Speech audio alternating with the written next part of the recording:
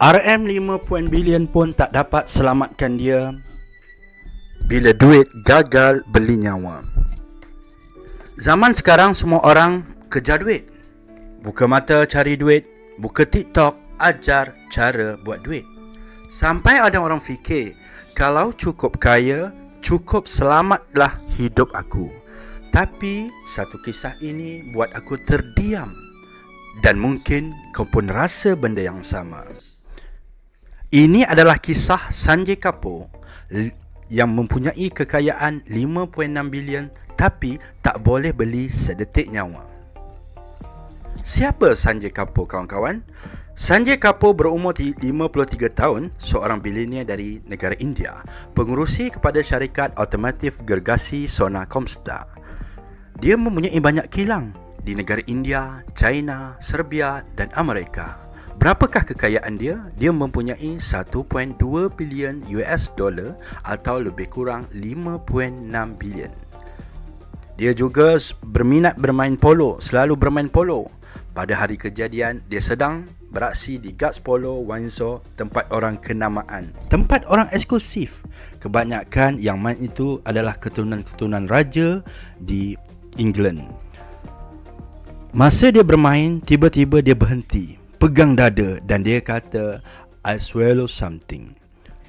Seekor lebah yang kecil masuk mulut dia. Bunyi macam perkara kecil, tapi untuk badan Sanjay itu adalah bom masa. Jantung dia berhenti, dia rebah dan dia tak bangun semula. Anafilaksis, satu istilah perubatan yang bermaksud badan tak mampu tanggung reaksi alergik. Dan 5.6 bilion dalam akaun bank dia tak dapat selamatkan dia. Apa guna kalau tak bersedia untuk mati? Kita hidup dalam dunia yang kata kalau engkau cukup kaya engkau akan selamat. Ada medical card engkau rasa tenang. Ada doktor pakar engkau rasa kebal. Ada ambulans kelas premium engkau rasa nyawa engkau boleh dijaga. Tetapi tidak. Bila ajal datang, bank tak akan jawab panggilan. Kad kredit tak boleh swipe untuk hidup semula, insurans tak boleh beli detik tambahan. Dan semua harta kau tak boleh sambung satu saat pun nyawa yang dah dipanggil balik. Dunia ini mengajar kita cara kekayaan, tetapi tak ramai yang ajar kita cara bersedia untuk mati. Kita tahu cari rezeki, tetapi kita lupa cari redha Allah. Kita tahu simpan duit, tapi kita lupa cara bersedekah. Kita tahu nak buka akaun pelaburan, tapi kita tak pernah buka lembaran taubat. Persoalan dia, kau sedang simpan duit untuk apa? Untuk hidup atau sedang lupakan kematian yang pasti? Kisah Namrud dari takabur ke hancur dengan nyamuk. Kalau kau rasa kisah Sanjay Kapoor tadi dah cukup buat kau rasa, dengan lebah pun boleh jatuh macam tu. Tunggu, kisah ini lebih lama, tapi jauh lebih dahsyat dan jauh lebih hina. Siapa Namrud? Namrud, Raja Agung di zaman Nabi Ibrahim AS, bukan sekadar orang yang kaya, tapi berkuasa. Bukan sekadar terkenal, tapi mengaku diri sebagai Tuhan. Akulah yang menghidupkan dan mematikan, katanya, penuh angkuh depan Nabi Ibrahim. Tapi bila Nabi Ibrahim jawab, kalau engkau Tuhan, cubalah buat matahari terbit dari barat. Dia terdiam. Tetapi tidak tunduk, tetap keras kepala, tetap ego macam sebahagian dari kita hari ini. Dan bila manusia lupa diri, Allah tak perlu hantar bala besar. Tak perlu turunkan kilat, tak perlu goncangkan bumi. Allah hantar seekor nyamuk. Ya, nyamuk masuk dalam hidung Namrud, terus naik ke otak, dan dari saat itu hidup dia tak pernah sama. Dia menggelupur, meracau, menjerit, sakit yang tak boleh digambarkan. Hari-hari dia minta orang pukul kepala dia sendiri, dan akhirnya dia mati dalam keadaan yang paling hina. Bayangkan, raja yang mengaku Tuhan dengan istana, dengan tentera, dengan dunia di tangan, tapi kalah bukan dengan musuh, bukan dengan senjata, tapi dengan seekor nyamuk kecil. Inilah peringatan paling keras dari Tuhan. Kau merasa tinggi di mata manusia, tapi bila Allah nak ajar, cukup dengan sesuatu yang manusia pandang hina, sekecil-kecil nyamuk itu. Nilai manusia bukan terletak pada nilai harta. Apa persamaan antara dua watak besar dalam dua zaman berbeza ini? Namrud, Raja Agung zaman Nabi Ibrahim, dan Sanjay Kapoor, tokoh korporat yang disegani zaman moden. Dua-duanya hidup dalam dunia yang memandang tinggi kepada kuasa dan kekayaan.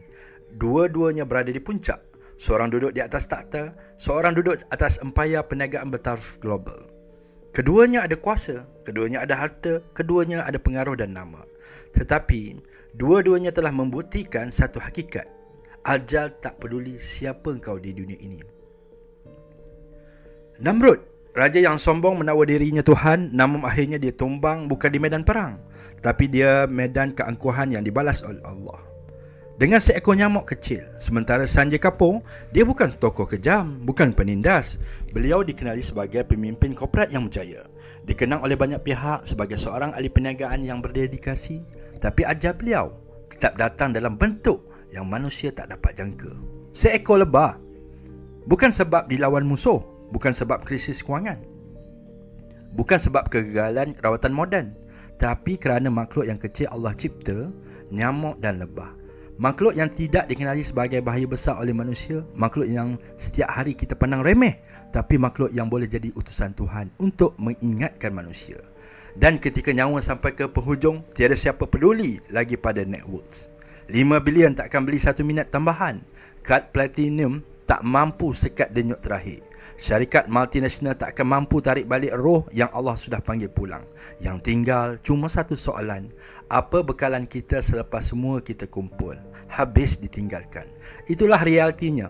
Nilai manusia bukan pada nilai Forbes, tapi pada nilai di sisi Tuhan. Nilai manusia bukan terletak pada nilai harta. Apa persamaan Namrud dengan Sanjay? Kedua-duanya ada kuasa, kedua-duanya ada harta, kedua-duanya mempunyai pengaruh dan nama. Tetapi kedua-duanya mati dengan cara yang paling remeh. Bukan sebab lawan musuh besar, bukan sebab gagal bayar bil hospital, tapi kerana makhluk kecil yang Allah cipta. Hebatnya Allah. Lebah dan nyamuk, dan bila ajal sampai, tiada nilai works yang relevan. Pengajaran untuk kita. Kalau kau tengah sibuk kerja income, ingat ni, betul, duit penting, bisnes itu bagus, ada network tinggi itu satu usaha. Tetapi jangan sampai kau lupa, duit hanya berguna untuk hidup, bukan untuk mati. Bila malaikat maut datang, dia tak tengok siapa ada banglo besar, dia tak tengok siapa ada Tesla atau iPhone terbaru. Dia cuma tanya, kau dah bersedia? Ingatlah pesan Allah, kuasa adalah milik dia.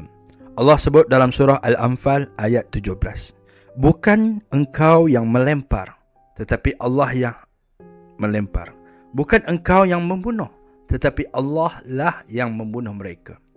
Kita bukan apa-apa, kita hanya pinjaman. Nafas ini, masa ini, duit ini, semua pinjaman. Dan bila ia selesai, tak ada satu sen pun yang boleh minta lanjutan masa. Tanya diri lebih sebelum terlambat.